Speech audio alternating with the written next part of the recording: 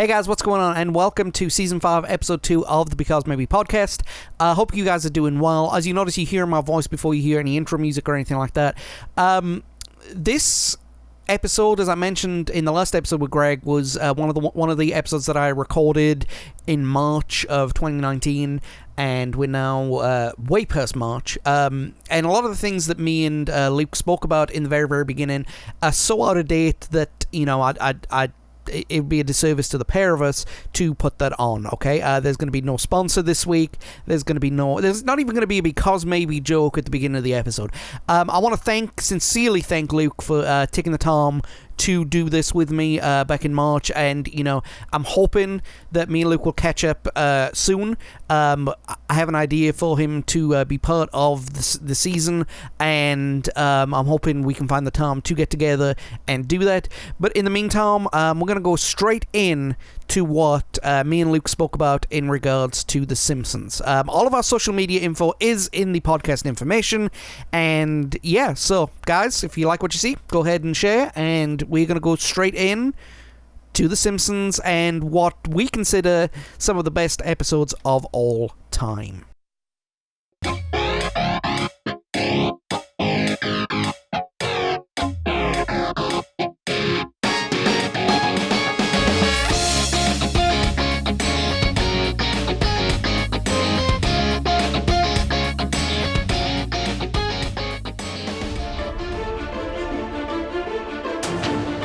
Cultural impact. Alright guys, so part 2 of The Simpsons is very, very, like we used to do with these things. We talk about the scene in episode 1, the scene in episode 3, but you know what, let's get down to what made The Simpsons great, the episodes. And what I did was, I basically pulled up a list of my favorite episodes that I thought were really, really funny and really, really iconic. And we're going to go ahead and have a little chat about some of the best ones. And yeah, I mean, some of these are considered Simpsons classics, and others are just John classics. So you have to bear with me if you don't like it or not. And I don't just mean Luke on the other end. I mean you guys. I'm sorry. You know. So let's make a start with one of the more iconic ones. It's got everything that you get from a Simpsons episode in the 90's. You had Phil Hartman guest starring. You had a big song number, and you had Homer out of his depth. And this is Marge versus the Monorail. What a fantastic episode! I mean, for me it was like, if you distilled The Simpsons, this is what it was. You know, Homer with the possum in the monorail. The fact that he was flying in, you know, you see this big map of America with all these cities, and Marge could just drive there. Again, selling the joke that you don't know where Springfield is. So for those of you who don't know, that's the episode where Mr. Burns is fined for dumping nuclear waste in the local park. And a gentleman by the name of Lyle Langley, played by the great Phil Hartman, rest in peace, sir, tells the city, he tries to sell the city a monorail. Marge wants to fix the Main Street Road, and then figures there's something dodgy going on. And when she visits previous cities, the cities are in ruin, financial or physical, because the monorails that Langley sold them were absolute garbage. And then has a race against time to save the city and Homer. And Leonard Nimoy too. Yeah, he appears. And it's just, for me, it was just, it had a really, really good musical number, the Monorail song.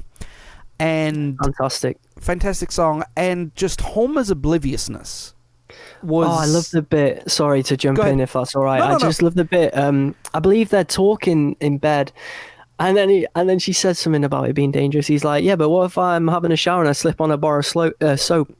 Oh my God, I'd die." It's like, yeah. I called the big one Bitey. that right there is just... It was brilliant. And then they had a legal murder done at the end of the episode, and nobody batted an eyelid over that one. Because the plane... Lyle Langley escapes on a plane, and he's going to Tahiti. And they end up doing a short stopover at North Haverbrook, which is one of the towns where he scammed. And as he lands, there's like a mob with pitchforks and torches going, he's in 3B, and you see the plane shaking, and then it cuts away, and you never hear from him or that town ever again. Well, even when he's sat on the plane, he's like, North Havenbrook. No favorite. Yeah, like I would on him. have hid where the captain was. It's just, but that right there, like I said, that is distilled one of Simpsons formula in a nutshell. You know, crack a few gags, have a big musical number, have intense sarcasm, Homer not knowing what he's doing, Marge being a busybody, and the city just being absolutely stupid. And that song, I know you've mentioned it a couple of times. How catchy is that? Oh yeah, Monorail. What's that name? Monorail. Say it again. Monorail. It's perfect. It is in this episode, for people who don't know, has been voted regularly in every single poll that the best Simpsons episodes of all time. This episode is at least in the top 3 of every single poll that I've ever seen. Like, most of the time it's number 1, but it's the lowest is 3. It's never out of the top 3. And I think it's because it's just so goofy, but funny at the same time. It's brilliant. It's really nostalgic for me. Yeah. It's one of the, when I think of Simpsons, it's one of the go-to that jumps straight to my mind, because I had this series on VHS. Yep. That's how long ago that was. And I just loved it. I used to watch it nearly every night as a kid growing up. And obviously one of the standouts was that episode. And not just that, you had, again, I know I mentioned Phil Hartman here, but Phil Hartman was the best guest star The Simpsons ever had. Just the Troy McClure character, the Lionel Hutz character, and every time he did it like a cameo appearance like this one, a one-off, he made those characters work fantastically. So, you know, he just did really, really well. I think this episode was written by Conan OBrien, if I'm not mistaken. And, you know, for British listeners, he made a couple of cameo appearances, but for US listeners, you know who Conan OBrien is. Conan OBrien is one of the guys who has one of the late-night TV talk shows over here, which is like gold, and he was involved in the whole scandal with losing the Tonight Show and winning the Tonight Show. I don't know. He's a good, funny guy, though. And he's a great writer as well. I didn't know he written the episode, actually. Yeah, he actually, during that time, between like 94 and 96... he either wrote or touched up a good 10 or 12 episodes. Nice. And I think I never realised he was so involved. Yeah, and I think that's another reason what made that era so funny as well, is because you had actual comedians and comedy writers writing the show. And stand-up comics are always in touch with their audience more than anyone else. So if you know what your audience likes, you can definitely get a TV show written a lot better than somebody who is sitting in an office for 20 hours a day. Definitely. So another episode that I love, right? And this is my favorite Simpsons episode, is You Only Move Twice. Now, this is the episode where Homer moves to Cypress Creek and starts being employed by a James Bond-style supervillain in Hank Scorpio. What a name. Yes. Have you seen this one? Yeah, another one. It's nostalgic. I love it. Yeah, and this one was on VHS for me as well. I just wore it out. For those of you who don't know, let me go through the plot real quick. Smithers turns on a job at a nuclear power plant in Cypress Creek. Homer is offered because he's the next longest tenured employee at the power plant. His new boss is the complete opposite of Mr. Burns, who is a fun-loving, energetic, and eccentric charismatic boss. However, he is also a James Bond-style supervillain aiming over to take over the world. And again, Homer's obliviousness is I guess the biggest running gag in this episode. Oh yeah, it really is. He stops like the James Bond hero, doesn't he? Yeah. I can't remember. Was he getting something out of a vending machine? Yeah, he was getting something out of a vending machine, and he tackles him, and then he goes over and says, "Well, I tackled a slacker at work today." And like he walks in to ask about hammocks, right? Because he's motivating his team, and they're a little tired, so he's like, you know what, I need some hammocks. And he walks in, and like the boss goes, "Hang on a minute, I'll be right back."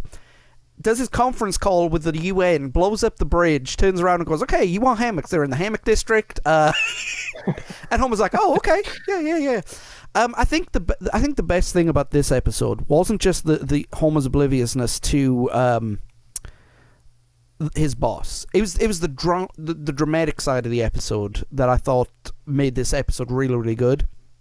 Mm-hmm. And I know the Simpsons and drama are not, intertwined or anything like that, but when they move, Marge can't handle not doing anything. Lisa is allergic to everything, and Bart is put in the remedial class at school. And they're all miserable, even though Homer is having the best time of his life professionally and, personally. He's respected at work. He's respected by his boss. His family look up to him, and then all of a sudden he sees that they are miserable, and he has to make the sacrifice of, do I keep my family miserable, or do I become miserable to make my family happy? And he makes the right decision in the end. He does, because he would have ended up being part of the building that was killed by everyone at the end. Exactly. He dodged a bullet there. I think my favorite line in that episode was, he walks in to give his resignation, and he's so despondent, and his boss is like, "Well, let them go home. You can stay with me. You and I can go bowling." And as Scorpio says bowling, an explosion happens off screen. Like a grenade had just been thrown. You and I can go bowling.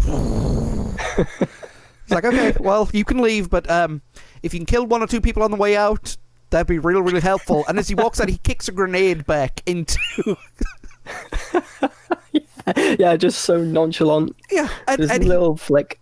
And he didn't get it. Even the newspaper that was delivered at the end of the episode where it said, supervillain seizes East Coast. And he's like, doesn't get it. And then the Denver Broncos had dropped on his front doorstep. Oh, yeah. Oh, of course. I forgot about that bit. Because Homer's dream was to own the Dallas Cowboys. Yeah. And in the mid-90s, the Dallas Cowboys were fantastic. And then he was given the Denver Broncos. Like, ugh, now... this decade, if he'd have flipped it around, the joke would have been funny too. I want to own the Denver Broncos. Oh, the Dallas Cowboys. I think I remember. He's just like opens the door. He says, "Oh, the Denver Broncos," and just shuts the door. I mean, for those listening right now in Britain who have no idea about American football, imagine you wanted to own Manchester United, and you open up your door, and there, sitting there, is West Brom. I mean, pretty disappointing. And with Tony Pulis there in his hat and his and his official club shop merch. He likes to wear, unless he's naked headbutting James Beattie in the shower. Yeah, what a weird story. Oh, goodness me.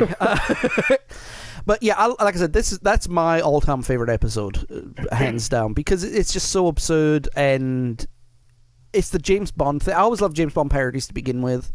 Because they spoof it so well. Because James Bond is so over the top to begin with, But like seeing everything from the bad guy's point of view, especially that line in there. So are you at least going to tell me your plans again? I'm not falling for that this time.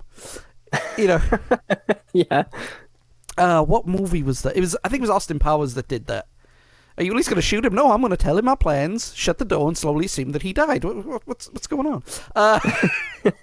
Yeah, they poke fun at it in the best way, don't they? Oh yeah, and I think everyone gets it as well.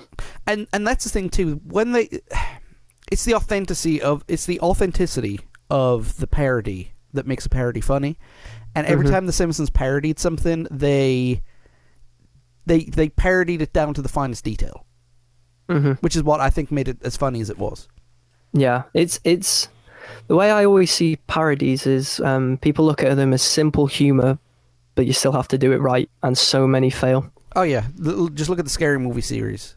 Oh yeah, Scary Movie 1 was one of the funniest parodies I'd ever seen in my life. I didn't see Scary Movie 2 because I just didn't feel like watching it, and then when I saw Scary Movie 3, I was like, what the heck have you become? Yeah. But that franchise died pretty quickly for me as well. Oh yeah, but that first one was absolutely hilarious. And I like that one too. Again, it was so perfect. So, all right, we go to another heartwarming episode, and it doesn't center around the Simpsons family, which I like. I like it when an episode doesn't center around the Simpsons family. Every now and then, Hurricane Neddy. Flanders' home and his business are destroyed in the hurricane that destroys Springfield, and he just completely snaps on everybody and commits himself to a mental institution. And that right there sounds like why would that be funny? Well, again, Okay, at the beginning of the episode, when the hurricane's coming in, they go, okay, let's get in the cellar. It's a standard grandpa drill. That line right there was just... I didn't realize it for years and years, and then I realized what they meant. Grandpa's coming, everybody in the cellar, quick. Flanders doesn't have insurance because he considers it gambling. He tied his house down, but yet this house was destroyed. One of his sons was stuck in the tree, through the tree, going, "I have a headache." Simpsons just does it so well. Yes, and then well, it did anyway. It did, and we will get to that here in a little bit. And then you go to the bit where they go to the church as the shelter, and there's Flanders and his family. And nobody else is affected by it, even though he's the most. It tested his faith. He got a finger cut on the church's Bible, and then they found out that their home was rebuilt overnight by a bunch of people. I think it's this episode that utters the classic line, "Hey, this is Homer Simpson. Remember that time I paid that loan off? Now I need you to do me a favor." And they rebuilt his house shoddily. There's a toilet in the kitchen. Chief Wiggum goes, "Have you ever tried to lug a toilet up a flight of stairs?" Yeah, we just left it here then. Yeah, we just left it here. The Lord Baron poster. And then the homage to the original Charlie and the Chocolate Factory movie, which was awful. Where they opened the mini door in the background, there's Barney. "Hey, this is your master bedroom." And then Flanders just completely snaps. Because we don't know this at the time, but Flanders went through an 8-month spanking punishment as a child, and it kind of stopped him from expressing his negative emotions to the point where whenever he did his diddlies, it was him trying to be angry but not knowing how to express it, and then it went to to where he's just yelling at everybody. A lady comes up. He goes to the lady. He goes, "I don't know who you are, but I'm sure you're a jerk." And he's like, "Wait, I just got here. What's going on?" Yeah, he really does flip. It's boiling point, isn't it? At that point for him, I think, and he just unleashes on everybody. Oh yeah, except Homer. Well, he does, but he's like, "Ooh, I got off easy." We're like, "Homer, you were the worst person I've ever met." He's like, "Ooh, I got off easy on that one." And I love there was two jokes back to back that I loved, right? Because the way I always saw the Simpsons is they always did a really funny joke, then a kind of funny joke, then a hit or miss joke, and then a hilarious joke again, right? And it was, "We need you to get in touch with somebody who is the most annoying person you know. Can you think of that?" And then it cuts to Homer with the phone ringing, right? So that's a little giggle. It's like, "Hello? No, I don't know who Ned Flanders is." It's like, "It's the man who lived next door before his house blew down." "Oh, him!" And like, we just watched 6 or 7 seasons of the pair of them going back and forth. Just Homer in a nutshell, though, isn't it? Oh yeah, definitely. And I think, and I spoke about this before, I think that American TV does a disservice to their popular characters. Like, the ones who are lacking common sense at the beginning of a series are downright stupid by the end of a series. Yeah, I noticed that with Friends as well. Friends, I'm a dad. I've watched every episode of SpongeBob SquarePants, and you watch those older episodes and you realize that he's just naive and childlike and a little annoying, but he's actually intelligent. Mm-hmm. And now he's just annoying and stupid, and it's not funny anymore, And the same thing happens. Is it just a go-to arc in American shows? I think it is, because it's on every show. Yeah. I mean, it's they ramp up the worst characteristics in a character, but if they just let that character be subtle, like it is. I mean, Homer wasn't stupid when the series first started. He was boorish, selfish, and lacked a little common sense. Not too much, just a little. And then they did the episode where he had the crayon up his nose, and he's like, "My IQ is 45. And it's like, oh, really? Yeah. He wasn't stupid back then. He did stupid things and made stupid impulses, but he wasn't lacking intelligence. But even sometimes, like in the older episodes, he'll do stupid things, but then he'd come out with a reason why he did it. Yeah. And you're like, I can kind of see the logic. Yeah, so you can kind of understand where he's coming from, and he's not completely stupid. Yeah. Whereas now it's just, I don't know. Oh, look, I'm going to jump off this building. Yeah, exactly. It's just, it's stupid. He really is stupid now. And again, like you said, with Friends, that happened. My wife used to watch 2.5 Men, and one of the characters, and they get stupider and stupider and stupider and stupider, and then you think, why am I watching this? I'm now watching somebody with below average intelligence do something that is going to get them hurt for a cheap laugh. It doesn't seem to happen as much in UK. No, and sitcoms as I can think of. Sorry, as long as it's not Mrs. Brown's Boys. I don't like that. I've never liked that, so I wouldn't know. I saw 3 minutes of it on YouTube, and I almost wrote to YouTube wanting my money back. We're going to skip ahead. Talking of Homer's stupidity, right? We're going to jump ahead to Flaming Moe's, right? This episode, Moe's Tavern fails to pay their brewery bill, and Homer teaches Moe a drink, and Moe turns his fortune around and basically ruins his friendship by changing the name of the drink and excluding Homer from everything. And at the end, Homer lets slip the secret ingredient that nobody could figure out, thus restoring their friendship. Now, on the one hand, that doesn't sound very funny, right? But on the other hand, it was hilarious, but it also showed Homer's good side, right? Mm-hmm.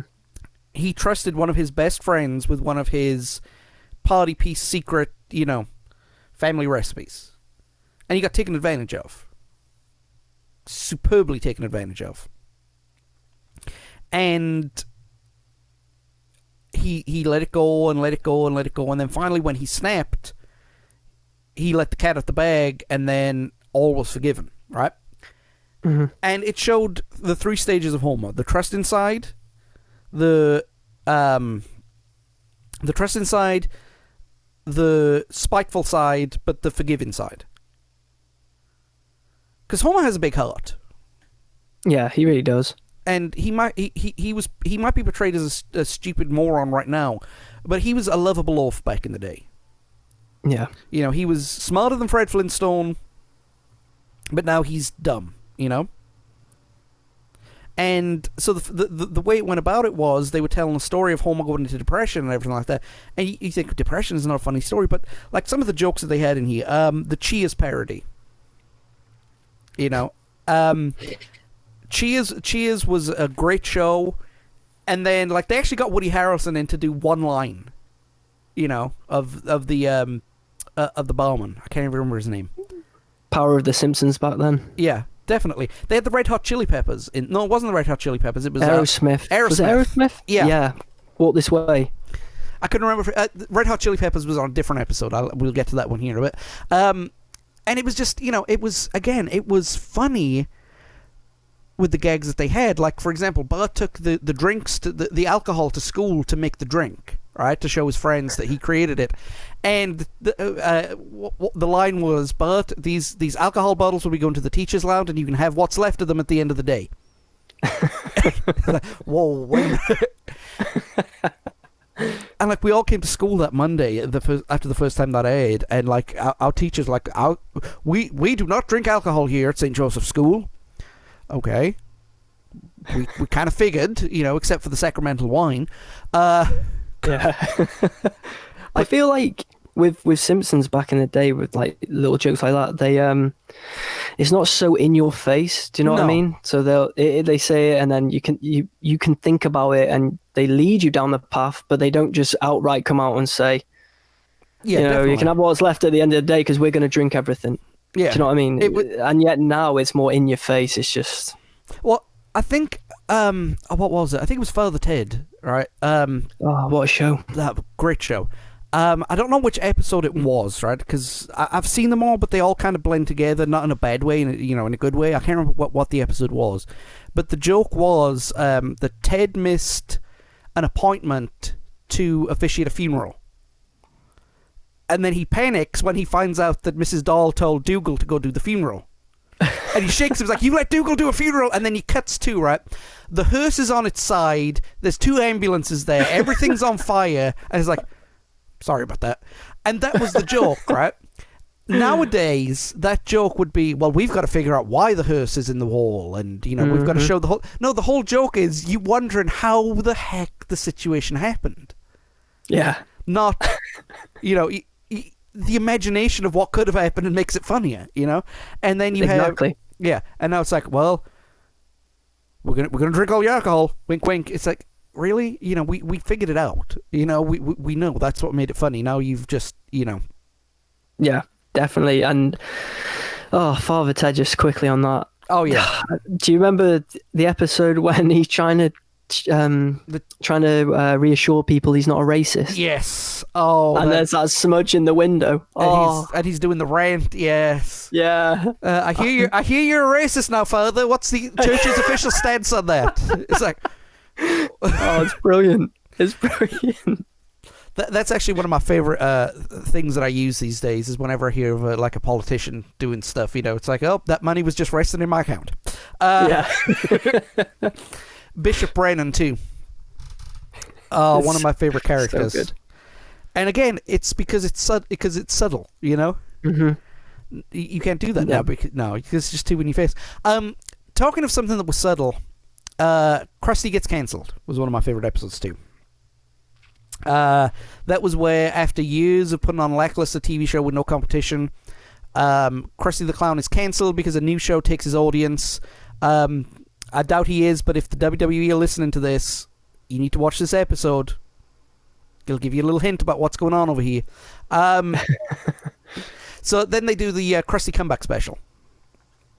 And that right there was absolutely... Again, it was funny and subtle, you know. Okay. There's a bit in there where you find out that 90's heartthrob, Luke Perry, and Herschel Krostowski are stepbrothers, right? And they do the bit of, come on, I want to be part of the show. And then he thinks, okay, I'll put you in front of a can. And then they shoot him out of a cannon, and he smashes into the wall. And then they show the pictures of what he looks like now on Gruesome Faces Monthly. And then you realize it's just a dream in Krusty's head, you know? Yeah. You had the Red Hot Chili Peppers, and that was their cameo. It was in this episode. See, I was got that confused. But they were singing Give It Away, and it was like, look, the network has a problem with some of your lyrics. It's like, well, we're not going to be censored. Well, okay, but instead of saying, what I've got, I want to get and put it in you, you can say what I want is to hug and kiss you. And they all went, oh, actually, that's better. You know? It's everybody was self-aware, you know? Yeah. It was breaking fourth wall without winking to the camera, you know? Which is the best type of humor, or comedy, in my opinion, anyway. Definitely. Okay, hang on a minute. For those of you listening, I've got an air conditioner and a heater going on at the same time. I don't know why they are. Oh well. Anyway, but what made that funny too was, you know. Okay, Krusty's broken homeless. He's holding a sign, "We'll drop pence for food," and. Bart and Lisa go say, Krusty, how's it working out for you? Well, you know, it's not really working because that guy behind me is giving it away for free. And then it's like Jasper and Grandpa Simpson standing at the corner with their pants around their ankles trying to pull them up, but they can't. You know? Yeah. And then, what was the best part of it? That'll hold the little SOBs. And this is the bit I find funny about that, right? This is the only blot on this episode that I can give it, right? They built up Gabo as this really, really, you know, he's coming in, he's taking Krusty's audience, he's still keeping his audience even through Scandal, and then you don't hear about him for the second half of the episode. Like, at all. And I'm thinking, well, hang on, he's the reason why Krusty needed a comeback special. They could have at least thrown a gag where, you know, he burned a puppet or something, you know? Yeah, continuity error there a little bit. And that was one of the episodes written by Conan O'Brien as well, I think. So, not just continuity, but like the amount of special guest stars that they had on that too, I think was the high point of special guest stars. Because you had Johnny Carson, Red Hot Chili Peppers, Bette Midler, Liz Taylor. Out of everybody in there, Liz Taylor was did 6 or 7 different cameo appearances on The Simpsons. And you think that she's too high class for something like that, you know? Simpsons back then, though, such a pull. Yeah, It was definitely. one of the biggest shows on TV, really, wasn't it? I think, yeah, and I mean, it was the biggest. It definitely was. It definitely was, and it was the biggest show worldwide. Had to be, you know. And I think that's a golden age of American TV in modern times. You know, you had things like The Simpsons, Friends, Star Trek. Excuse me, just a lot of good TV shows that were funny, intelligent, subtle, but really, really good. You know, the dramas were very dramatic, the comedy was very funny, and the irrelevancy was very, very relevant. Was ER around then as well? Yes, ER was around. ER, and I think Chicago Hope was the other one as well. And I mean, it was brilliant. Now, of course, you know, the greatest TV show in the history of TV was also done in the 90's, which is The Sopranos. I actually haven't watched that. If you haven't, I recommend you watch it when you can. It is brilliant. I have heard all my friends do rave about it. I just never got round to it. I'm not really sure why, but I need to try it out. It's probably the same reason why I never got around to watching Breaking Bad. Oh, you've not seen Breaking Bad? I've seen about 3 or 4 episodes, and it was good. It was all right, but I just never found time to watch it. You know. Yeah, it didn't hook you. It didn't hook me straight away. Now I hear it was a sleeper. So maybe by episode 5 I would have gotten into it, but I honestly didn't have the time to finish up with it. And you get to say the same thing for Mad Men too. Yeah, I've not seen Mad Men.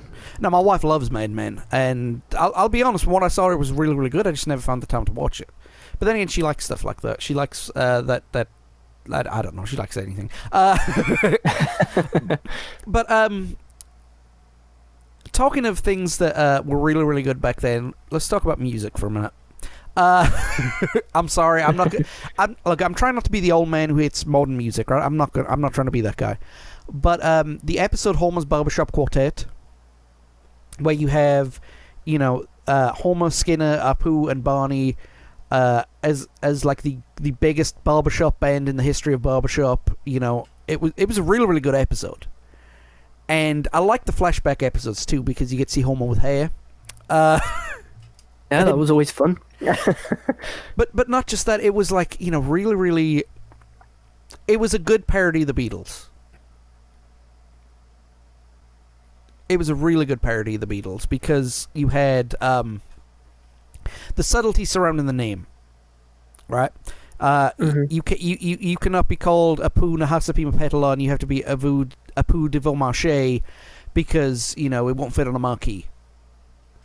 You know, subtle nod at Richard Starkey, you know, Ringo Starr. See, I don't actually know much about the Beatles, so I wouldn't have got the nods. I know that's a bit mad being a Liverpool fan as well, but well, no, yeah, I've just never got into their music. I don't know why. No, I'll be completely honest. I like the Beatles, and I think they were very, very influential. But as far as their music goes, now listening to it is very, very dated, I guess is the way to say it. And not only that, but a lot of their stuff, they were releasing 2 albums. They released 2 albums a year for 10 years, on average. No, well, not 10 years. It was 6 years. Excuse me. So they had like 12 or 13 albums, and you know, with that amount of output and the space and time where they had to put the output, there are a lot of bad Beatles songs. There's some great ones, but there are a lot of.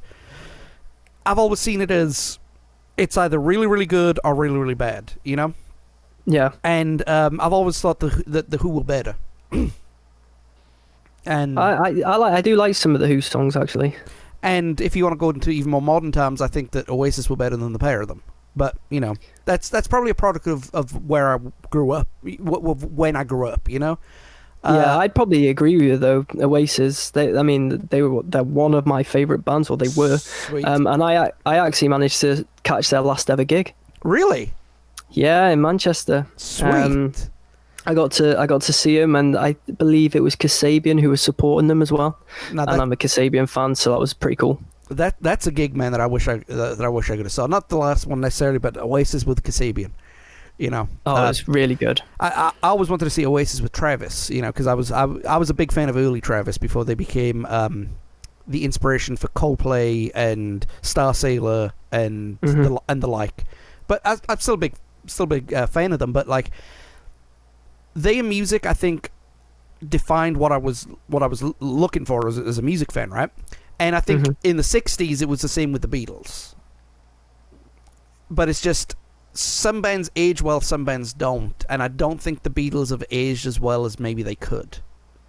Yeah, I'd go along with that. I know there will be a lot of people who probably disagree, but I would agree with that, to be honest. But then again, it's always down to preference, isn't it? It's subjective, really. Exactly. I mean, there are people who like disco, you know. Disco Stew being one of them. Disco Stew, there you go. But I think the best part, right, of this episode was not only the Beatles parody, all right, and it was done tastefully. You know, it was, you know, none of them got, and I know this might sound glib, and I apologize, but like, they didn't have one of them shot and replaced, or, you know, whatever. They didn't have. It was just basically everything that was in pop culture about the Beatles that everybody knew. That, you know, that they put into there. So they had to change one of the guys' names because Richard Starkey doesn't sound as cool as Ringo Starr. You know, you were George Harrison was known as the quiet one, so they named Principal Skinner the funny one. You know. Yeah. And it's like reports have you as the funny one. What would you say? Yes. And that was it. You know, it was just this thing. They kicked the least performing member out of the band and replaced him with somebody far better. Now, I don't look. I love Ringo Starr, but if Ringo Starr's the better drummer, how bad of a drummer are you? Shots fired. and I will admit I am a horrible drummer, and Ringo is a better drummer than I am. But I'm glad that Uncle Keith taught Zach Starkey how to play drums as opposed to Daddy. But the other things too, like the we want to be called the Silver Bullets, ha ha ha ha, because they were the Silver Beatles, you know, and just stuff like that. And the George Harrison cameo was hilarious as well. You know, they brought George Harrison in, and he said literally 4 lines. No, 3 lines. Hello, Homer. I'm George Harrison. And then Homer goes, oh my god, where did you get that brownie? On the table over there. And then Homer runs off and eats all the brownies, and so Harrison's third line is, what a charming fellow. And then at the end, where they do where the Bishops reunite and do the concert on the roof, he winds the window down, he looks at it and goes, it's been done before, and rolls off. And that's it. They got one of the greatest musicians in the history of music to say 4 irrelevant lines in a TV show. Again, as you've said, the pull of the Simpsons. And nobody batted an eyelid. They thought, yep, that's just part and parcel of it, you know. I like the idea of Homer being a Grammy-winning superstar that nobody remembers, and there's no money left from his time. And the whole, you know, Barney's got a Japanese conceptual artist for a girlfriend. Just a really, really good episode. If you were a fan of music and you're a fan of the Beatles, watch Homer's Barbershop Quartet. It is a really, really good episode. A great episode, I should say. Oh, goodness. So, let's have a look at anything you see here that you might think. Yeah, the one that jumps off to me is Bart versus Australia. That is one of my all-time favorites as well. Another one that I watched a hell of a lot when I was a kid. Definitely. I don't know. It just even at the, I know I'm jumping ahead here, but at the end of the episode, and you know they're like, oh, you know, thank God we escaped. Blah blah blah. Helicopter's going away, and it just the camera pans down, and it's just that frog. Yeah, and it's just like dun dun dun dun. It's just brilliant. The thing I love about the most is like they portrayed Australia and America having so bad relations that it went Vietnam. Yeah, because like that helicopter scene where they all jump out of the embassy, that is the when the U.S. embassy closed in Vietnam. That is a parody of that. Which, looking back now, it's a little tasteless, but back then it was just, again, it was funny portraying the Australian-American relationship that you know was that bad, and it wasn't. You know, it was just basically a vehicle to make jokes about Foster's Lager and Crocodile Dundee. Yeah. Oh my days. You call that, what's he say? You call that a knife? This is a knife. That's not a knife, that's a spoon. Oh, I see you played knifey spoony before. Yeah, it just walks out like... Yeah. It's just like, what? Give me the biggest beer that you got. Great, what do you want? I'll have a cup of coffee. Beer it is. No, coffee. Beer. Beer? Coffee. Beer. No. Coffee. Beer. COBE. And just going on and on and on and on, you know, and like, oh my god, that was so funny. The flag. They doctored the flag so that the Stars of Australia had a butt with a boot next to it. Yeah. It's like, yes. You know, Mr. Simpson, quiet. Disparaging the boot is a bootable offence. Oh, it's such a good episode. Even just to start when he plays the prank and the kid like cycles for days. Yes. Just to go and pass on this message. I think that's also my favourite Homer's brain gag. Right? Because Homer's, Homer's got... Okay, he gets the phone bill. He's like, Burkina Faso. Disputed zone. Who's calling these countries? His brain goes, quiet. It might have been me. I can't remember. No, you know what? You know what? No, I'm going to talk to Marge and the kids. No. Don't do that. You embarrass us both. Look, write a check and I'll release some endorphins. So Homer writes the check and goes, See, that is classic Simpsons. Yeah. It's done right. But the great thing about that was, again, Homer wasn't showing that he was stupid, but he was influenced by his brain, you know, definitely. Mm-hmm. But the thing I love most about that episode is when they tried to get into the kangaroos. Oh, yeah. Oh, my days. I forgot about that bit. And so they come in and then it's like, we can't do that. It's not like it in the cartoons. It's like, you are a cartoon. They did that episode. That is definitely up there in my top 5, I think. Yes. One of the things that I didn't realise until I moved over here, they actually cut a lot out in the British broadcast. Oh, really? Yeah, not too much, but like, okay. There's a scene where Homer walks into, they walk into the embassy, right? And the sign says, "Welcome to America," or something along those lines. And there's a Marine standing there, you know, at attention. Buck goes, "Hey, genius, the sign's broken." And the Marine goes, "Actually, sir, the embassy is considered United States soil, sir." And Homer goes, "Really? Look, now I'm in America." Yeah, right? Now I'm in America, now I'm in Australia. He does that, and then the Marine punches him, right? Now, in the British version, it just cuts to the next scene, right? In the American version, it was, he gets punched. He goes, "Ow! Why'd you punch me?" "Sir, in America, we don't take that kind of crap, sir." And that's it. You know, just one extra line would have made that so much more funnier. Oh, see, on the VHS version, it had that in. Oh, it did? Because I've seen that, so maybe they cut it for, when it was on TV. Probably for Sky. Yeah. But I remember it on the VHS. Now that you said it, it's just coming back to me. Yeah, it's just like... It's just so matter of fact, this Marine. Not only... Okay, the other thing too, okay. Bart goes to do the boot. One kick with a regular shoe through the gates. He pulls down his pants and says, "Eat my shorts." And the riot starts. And, you know, that's when they lead to the embassy escape. You see the Marines folding the flag and then eating it.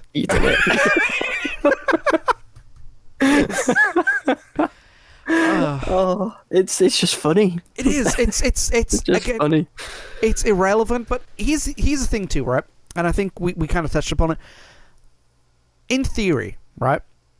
The idea of Homer and Bart causing an international incident, considering their selfishness, their attitudes, and so on and so forth, it's not that far-fetched, right? Mm-hmm. Every single one of these episodes that we've talked about, with the exception of maybe the Hank Scorpio episode, right, could realistically have happened. Yeah. So everything actually could have, yeah, everything that we've talked about so far, and I think that's what made it, like, there was nothing really to compare it to at the time. Maybe the Flintstones and the Jetsons, right? But that's what made it so funny. It was because of the fact that all of its storylines was seated in reality. I can imagine a lot of families watching episodes and turning around to someone in the family and going, I can imagine you doing this. Oh, yeah. Oh, yeah. For the longest time, my sisters called my dad Homer. So, you know. How does your dad take that? Oh, I don't know if he noticed or not. But then again, we used to call my grandfather Father Jack at times. But I'll tell you that story off camera. You know, one of the episodes that's on this list that I thought was funny when I first watched it, and the first few times I watched it, was the 22 short films about Springfield. Mm-hmm. And I think one of the reasons I'm put off it right now is because the internet fell in love with the least funniest part of it. And what I mean by that is, okay, for a start, it might have been 22 short films about Springfield, but it was basically half of those were a parody of Pulp Fiction, one of my favorite movies. Mm-hmm. Great film. Yeah, and you know, you had Wiggum and Snake being tied up in not the baseball shop, but the army surplus supply. You know, mirroring the scene that was in there. Wiggum gets run down by Snake and starts chasing him, going, "Hey, we need to swap insurance details," you know, and just everything like that. And then that was funny. The dude in the automobile who couldn't sit in the car, you know, getting out, he's 7 foot tall, driving a small car. That happens. I know people who are over 6'6" tall and drive like smart cars. And I know people who are under 5 foot who drive Cadillacs. You know, it does happen. It doesn't match up. Doesn't match up. So those things are funny. You know, the Royale with cheese versus McDonald's argument, funny. And then all of a sudden, we're talking about steamed hamburgers. And to be honest, okay, I understand the Skinner and Super Nintendo Chalmers dynamic, you know, where he's deathly afraid of him and everything like that. But that, out of the 22 short films, that was probably the least funniest. Yeah. I just never got it, you know. And now apparently the internet thinks it's the funniest thing ever, and there's like parodies and what's the word? Typography videos and stuff, and it's like, watch the other 21 episodes of that, you know. They're funnier. A lot funnier, you know. The internet has a way of doing that, though, doesn't it? I mean, I've seen so many shows where they cherry pick something, and you think, yeah, it's kind of funny, but you've literally just missed the best part of that episode, or, you know, something along those lines that they just, well, they don't pick, and then it goes viral, and it's like, oh, I guess the rest is history with it. And I think they pick the safe ones, you know, as opposed to the funny ones. But one of the other things, you know, that in the early Simpsons did, right? It got a reaction from at the time, the most powerful man in the world. Right? When he was running for president in 1992, George H.W. Bush said something along the lines of, in America, we've lost our values. We need to start being more like the Waltons and not like the Simpsons, in his campaign. Yeah, I've heard that quote before, actually, quite a few times. And the Simpsons, God bless them, they said, we're waiting for the end of the Depression too. You know, because at the time America was in a recession. So, you know, they went back and forth. And then they brought in the character of George H.W. Bush to move in across the street. And I loved that episode. It was so funny. And it was so prophetic in something, right? And I'll get to that here in a minute. But for those of you who were wondering, George, it wasn't the real George Bush. He didn't provide the voice. I think it was Dana Carvey who did it. Because Dana Carvey did a great George Bush impression for Saturday Night Live back in the day. So Homer and Bush take an instant dislike to each other, whereas Marge and Barbara Bush get along. And they do a pair of sabotaging pranks to each other, and they end up having a fist fight in the middle of the street, which the Bushes leave in disgrace, and then Gerald Ford shows up, and Homer and Ford strike a bond because they were so like personality, and nobody at the time knew that Gerald Ford was a bumbling klutz, which I think is slightly unfair to his legacy, but also true as well. The bit I loved about this episode, right? My favorite bit in this thing was the prank where they put the super glue on the wig, and they put a clown wig on George H.W. Bush right before he was supposed to give a speech towards some business thing, right? And the bit that I find funny is this, and everybody over this side of the world said it before. There was a knock on the door, and it's like, who is it? It's your sons, George Bush Jr. and Jeb Bush. Right? Yeah. Do you know why they said George Bush Jr.? I don't know. Okay. At the time, when this was recorded in 98 or 95, between 95 and 98, this was recorded, everybody assumed that the next president after Bill Clinton would be Jeb Bush. Right? Not a single person in mainstream America had any idea that there was another Bush. Even more so, they didn't know his name. So that's like literally, me going, to somebody. Let's say say me going to the Simpsons house, right? Mm-hmm. And it's like, here are your children, Bart and Homer Jr. If he had two sons, yeah. Nobody knew who George W. Bush was. The writers of The Simpsons didn't know who he was, so to make the joke, they had to throw a name out there. So they went, George Bush Jr. That works. Just throw it in there. Nobody realized who he was. Man, I did not know that. Yeah, they did not. They hadn't, because everybody was expecting Jeb Bush to be president, or at least run at the time, and nobody knew who George Bush was. So it's like, oh. Well, see, at the time. Well, I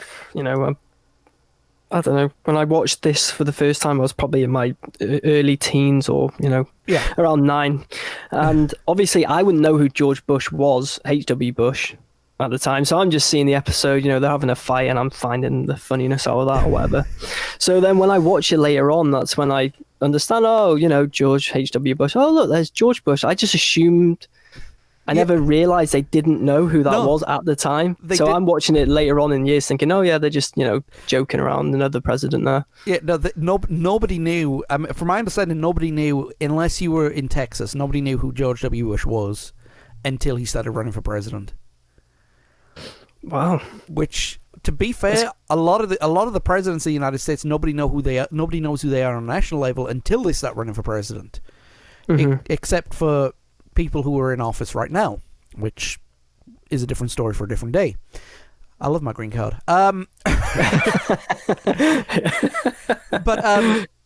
So nobody knew, and I think like I said, I didn't know at the time, right? Because when I watched it, George Bush Jr. and Jeb Bush, and then like 2 or 3 years later, George Bush Jr. is running for president.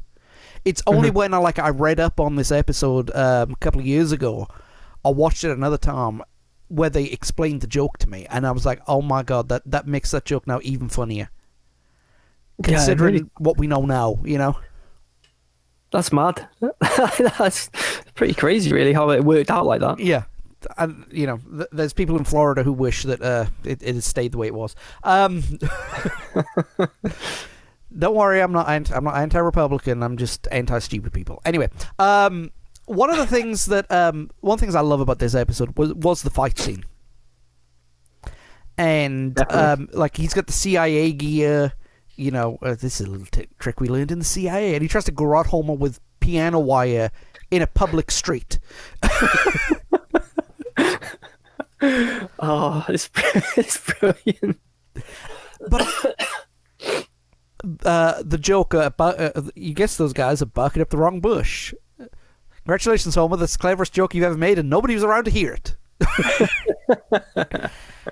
I think this... Can't be a good pun.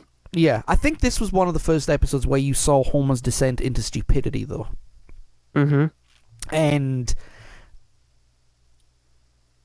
I don't know. It did do the whole thing, President Bush gave me a spanking. Well, we don't believe in that in this house. No, we'll just choke Bart. Poor Bart. But I think it went to show something about Homer that we hadn't seen so far, because we always knew that Marge was a dedicated mother, right? Mm-hmm. And we knew that Homer loved his kids, but he was never seen protecting them, Yeah. And I think this was the first time you ever saw him protect either Bart or Lisa. I was just thinking then, how you mentioned, obviously, well, the running gag for years was him choking Bart. Yeah. With the current climate, I guess, with how things are, do they even do that anymore? I don't know. I'll be completely honest. I have not watched a new episode of The Simpsons since the movie came out. Oh, wow, really? To me, the movie was where they should have stopped. Mm-hmm. And we'll get to that here in a couple of minutes, because I want your opinion on that as well. But this episode was absolutely hilarious. The idea, for a start, that... Look, I've been in places in this town where I live right now. Somewhere in northwest Louisiana, and we've driven down streets where you look on one side and it's a very, very poor, dilapidated neighborhood, and then like 3 or 4 blocks down the road, it's beautiful suburbia, right? But it's never on the same street, you know, if that makes sense. It's like, if you look on one side of the street and look on the other side of the street, it's pretty much the same. The idea that Evergreen Terrace in Springfield has these very, very nice homes on one side of the street and then these mansions on the other side of the street. Yeah. With them just looking out, watching what Homer's doing. Yeah. Oh, my word. But yeah, like I said, that's one of the great episodes. The only thing, like I said, the only downside I have on it was the whole... Homer's starting to get stupid, and not just Homer's starting to get stupid, but there wasn't a musical number either. But on the other hand, the rest of the jokes hit every single point. They hit every joke, hit its note the way it was supposed to.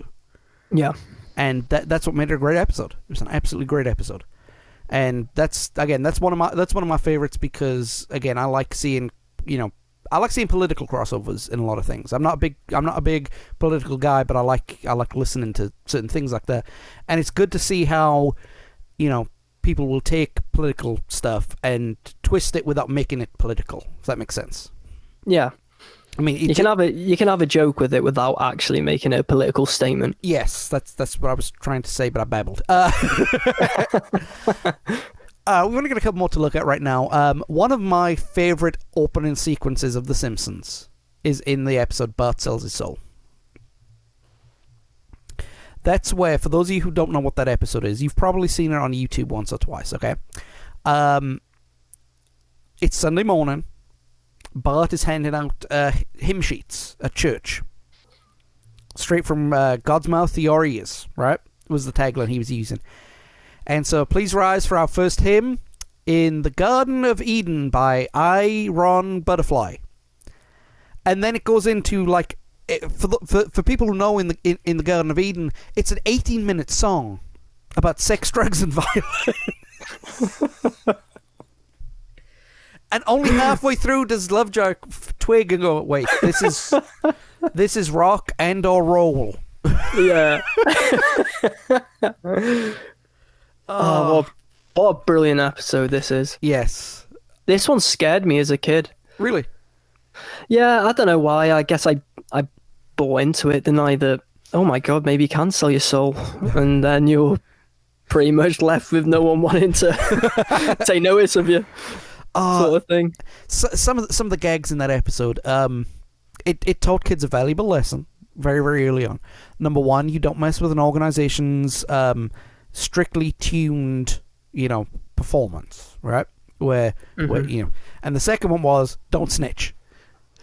Because and I'm thinking, you think, wait, what do you mean? Because like it's Bart, you will have to clean out the organ for fouling it with Satan's music.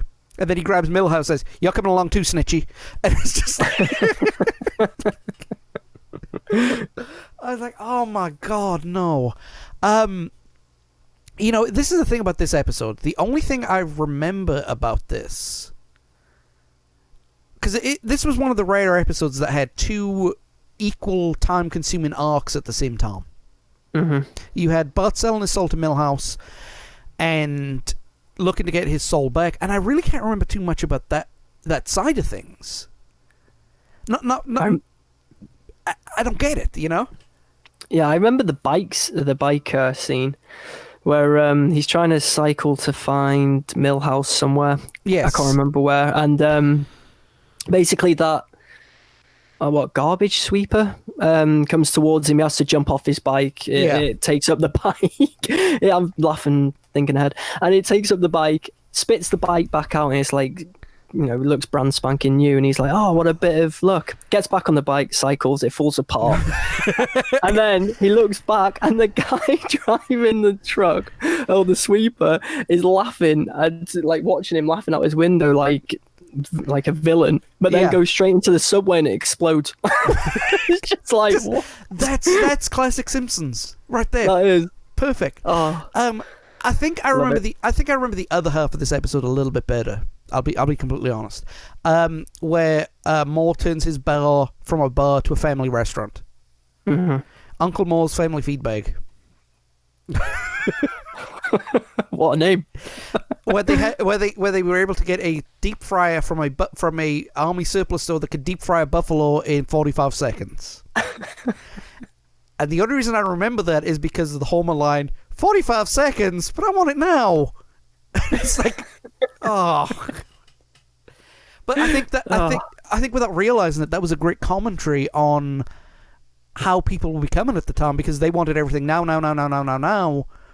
And like, dude, it's less than a minute. Just chill, you know? It's probably at its worst now as well with things like that. Yeah. People want everything instantly. Oh, just again, as we spoke at the beginning of the episode, just look at the football fans of the world. That's true. Yeah, I mean, that's spawn. But no, one of the jokes I love about this is they do the commercial for the restaurant, and it's like, if you want a good family meal, and they got the meal, and then they deep fry the meal, and they pull it out, and it's all battered and everything, including the wine glasses, the cutlery. Oh yeah, of course. Oh my days! It's like living in Scotland, I imagine. I'd make a joke about living in Ireland, but they didn't boil it. So now, before anybody gets mad at me, I'm half Irish, so. Yeah, I have Scottish family too. There you go. Leave the hate mail. What you do is you take the opinion, you lubricate it very, very slightly, and very, very gently insert it. Anyway, no, I'm just kidding. But no, I loved it because the fact that at the time, right, a lot of the Simpsons episodes either focused on one of the main family, or if they focused on somebody outside of the main family, one of the main family was along for the ride, right? Mm-hmm.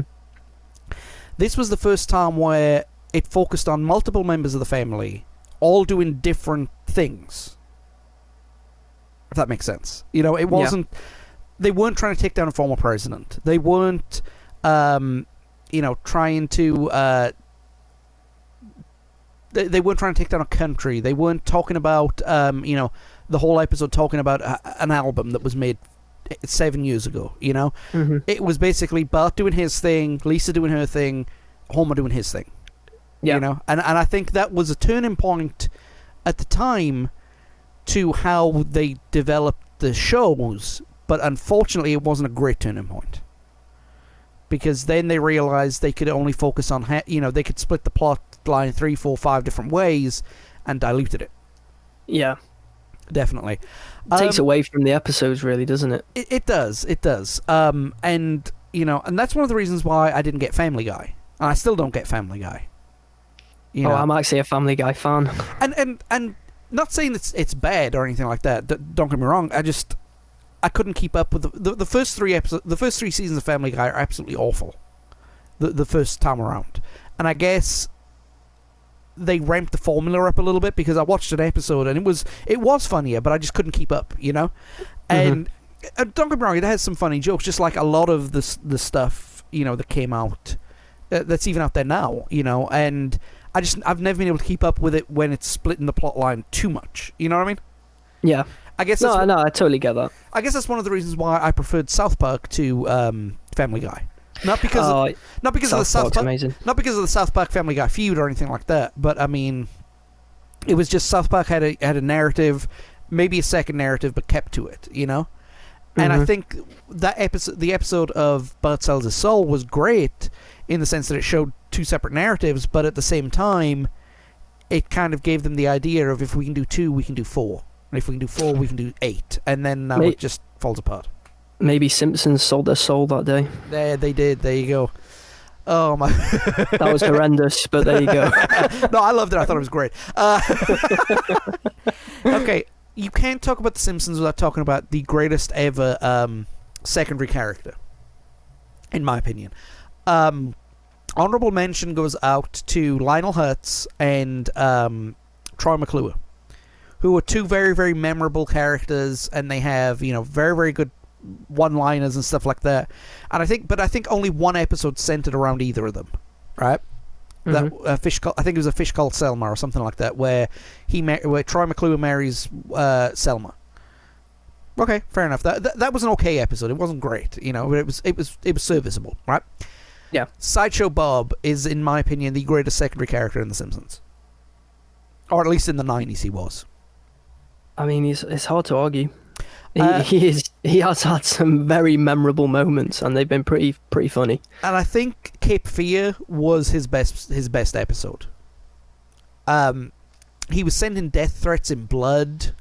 Yeah. which led to a really, really funny joke, right? He pricked his finger to write a death threat to Bart, and he wrote, "I'm coming to get you soon, ha ha ha." He looks at the note, and then he starts doing the maniacal laugh, and then his finger's still bleeding, and he passes out from blood loss. I don't know why I found that so funny. The line about "Die Bart die." Oh no, that's German. The Bart, the. Oh yeah. Well, nobody who speaks German could be evil. No, that's good. I love that line. The trying to give the family new identities. Hello, Mr. Thompson. Remember, you're no longer Homer Simpson, you're Homer Thompson. Oh, yeah, I got it. Hello, Mr. Thompson. And I think the greatest part of that, I think this, again, this Homer was showing stupidity in this one, but I think it was because he didn't understand as opposed to him just being stupid. Mm-hmm. It's like, so when I press down on your foot 3 times, wink at you, you reply, okay. Hello, Mr. Thompson. I think he's talking to you. Just that. I can just picture it now, and it's. What was the other? He would drive you insane. He would drive you insane. He would. Oh, what was the other joke? Oh yeah, okay. They move into a boathouse, right? And it's 2:00 in the morning. Bart's trying to sleep, and then Homer runs in, wielding a knife. Oh yeah. Yelling, and it's like, well, you just want some brownies? I've just made some brownies. He's like, Dad, you can't do that. I'm scared. And Homer goes, oh yeah, I'm so sorry. Good night. And then he pulls the practical joke out. Hey, do you want to see the chainsaw and hockey mask? And it's like, ah! Yeah, that's another a great few moments. I mean, it's all coming back to me as well when you're saying it. I can picture it. I can just picture it all now. That's amazing. It went red and dark, and then all of a sudden it's real light. It's like, oh my word. And I think that the most iconic thing that people remember from this episode was the well, there's 2 things, and they both center around Bob. The first thing was the rakes. Yeah, definitely. I still reference that right now to this day. I think it's one of the greatest gifs I've ever seen. That they do. He literally steps on rakes for 30 seconds, and it sounds stupid, right? But he's got that little at the end of it. So bang, bang. And it just keeps going, right? For like 2 minutes. Because 2 minutes, right?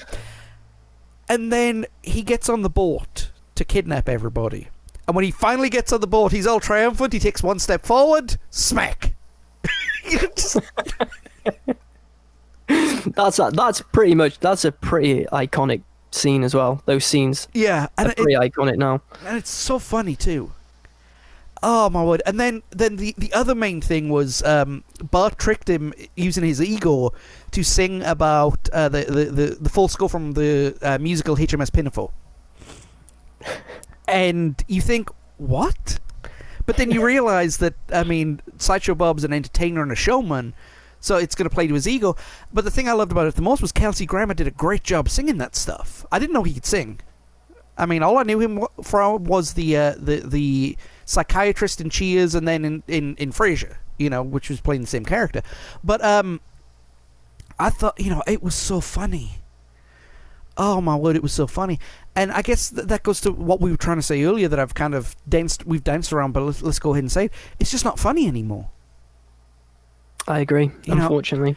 The best days are behind it, and in my opinion, they just renewed it for 2 more seasons, right? And no, let it go. Let it die.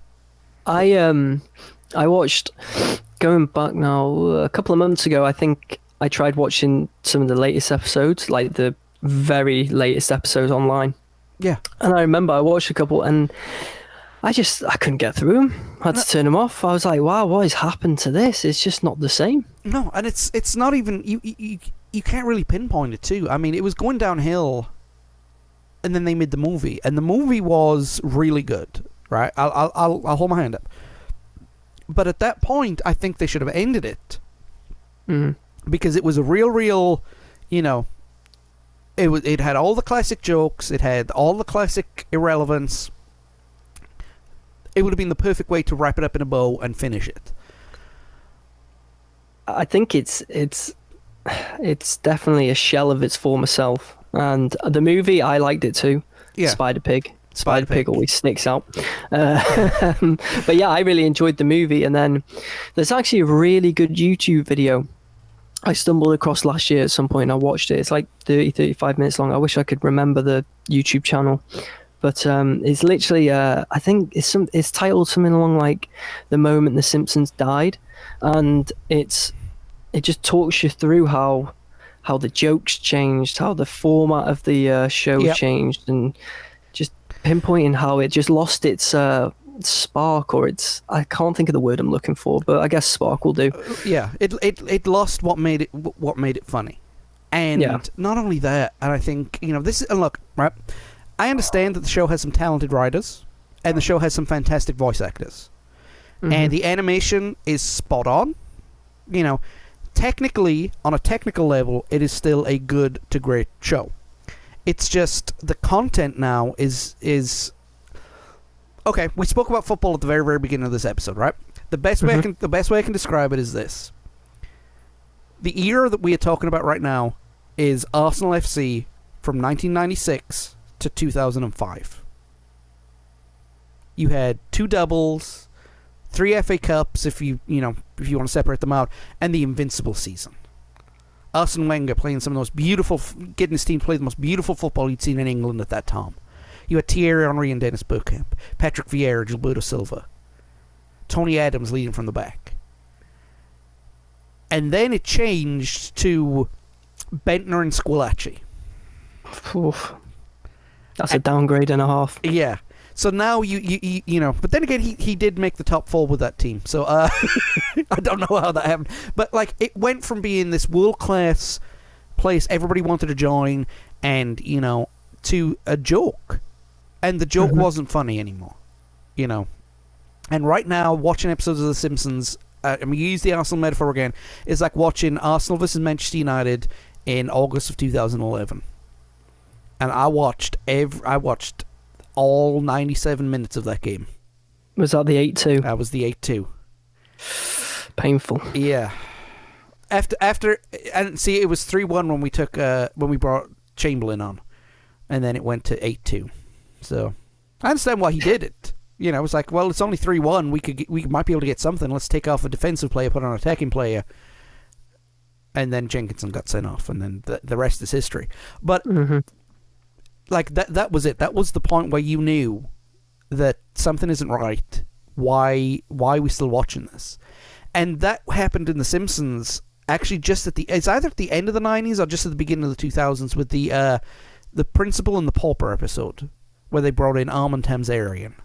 I actually think the YouTube channel I mentioned, that's where they pinpointed it to. And I just knew at that time they took like, how does a mother not know who her son is?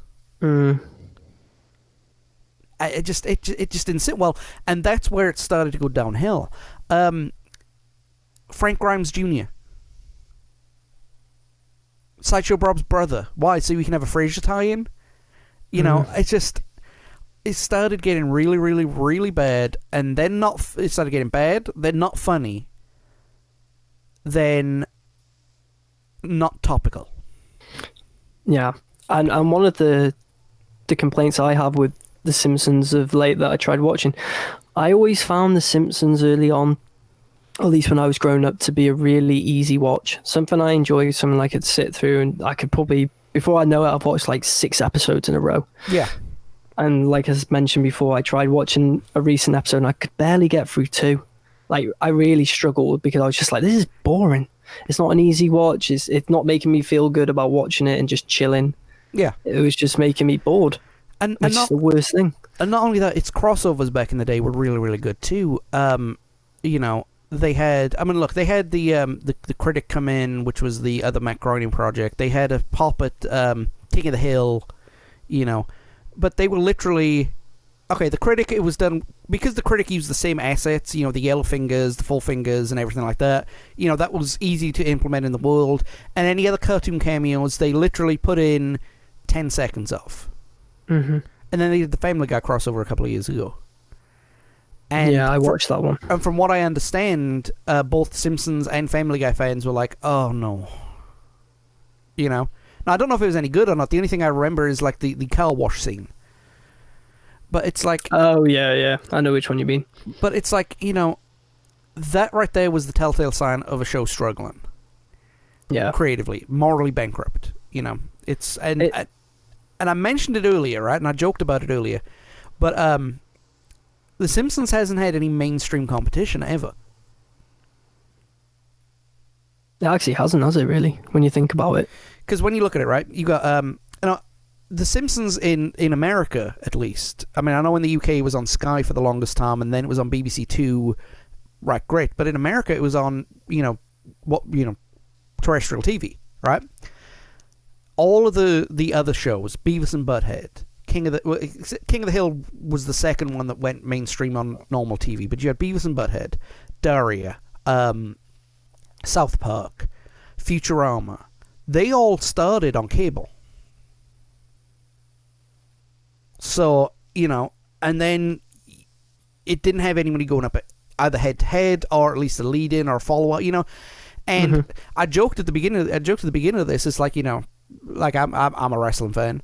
WWE needs to take a look at what's happened to The Simpsons because there's a new kid on the block right now about to take the head off. AEW. Yep. Now maybe they will, maybe they won't. They haven't run a show yet. They haven't announced who's going to be the head of creative or anything like that. But just the idea is making everybody uncomfortable, And that's what's happened with The Simpsons. There's been nothing. Look, Family Guy is a good pretender to the throne, but that's all Family Guy is. Family Guy will. I don't think any show will have the impact that The Simpsons ever had. And, no. And unfortunately, they've coasted on that reputation now for the past 15 years. I'd go along with that, definitely. And like you said with the wrestling reference, I'm a wrestling fan myself. Yeah. And when you think back to the 90's of wrestling, Yep. Monday Night Wars. Yep. I mean, if it wasn't for WCW, because at the time WWE or WWF as it was known was floundering, to be honest, yeah. it wasn't a good product. And then WCW made them have to change. Yeah. They had to up their game.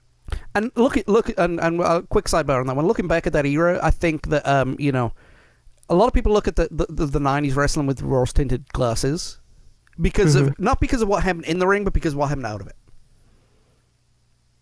You know what I mean? I mean, okay. Sorry for everybody going off on a tangent, but like right now, okay, you go on Twitter and you'll see somebody sending a message to Jim Cornette of some guy doing a splash in the ring or wrestling a toy or something like that, right?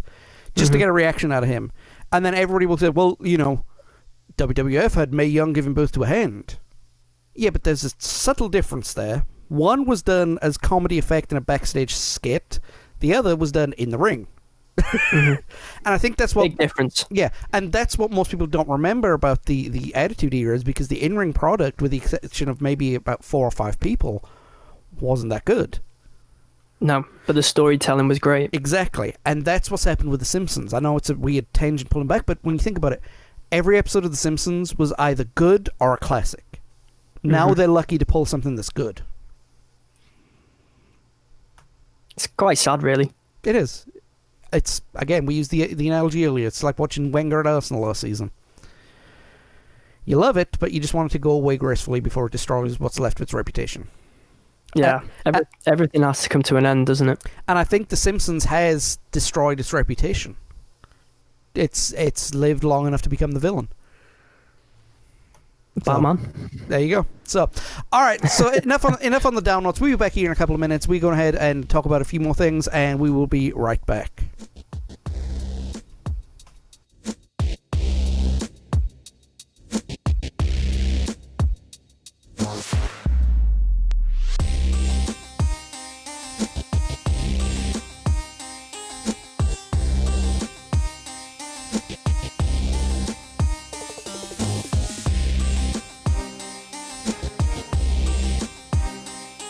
Alright guys, we just got a couple more things before we go ahead and get out of here. Once again, Luke, thank you for coming on board. I really, really do appreciate it. You will be back later on in the season. We're going to be talking about Men in Black in about 4 or 5 more episodes. And again, for everybody who's listening, Checkpoint Reached is available.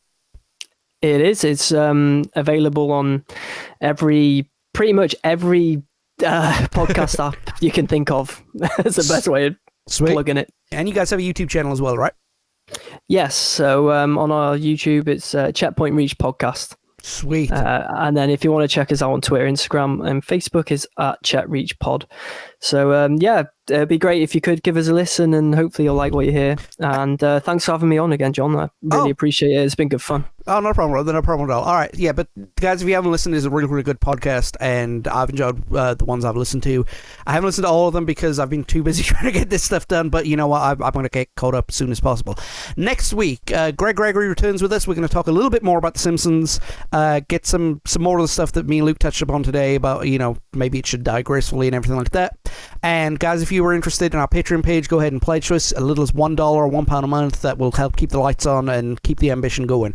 If you're on Facebook, look up Because Maybe Network. If you are on YouTube, look up bit.ly BM Network-YouTube. And of course, you can check us out on Apple Podcasts, Spotify, Podbean, and everywhere you can get podcasts. So, until next time, thank you very much for listening, and we'll see you soon.